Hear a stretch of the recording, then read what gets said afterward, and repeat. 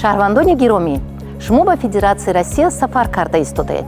Бояд донед, ки пас аз гирифтани патент ва пеш аз оғоз намудани кор, шумо уҳдадор ҳастед, ки бо корфармо шартномаи меҳнатиро бандед ва дар муддати 2 моҳ пас аз гирифтани патент ҳатман ба мақомоти минтақавии сараёсати Вазорати корҳои дохилии Федератсияи Россия огоҳномаи меҳнатиро бо нусхаи шартнома пешниҳод намоед.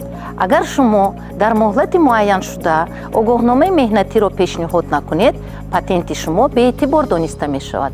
Пас шумо бояд ҳатман убури сарҳад намоед ва танҳо баъд аз 1 сол барои гирифтани патенти нав шумо метавонед муроҷиат намоед.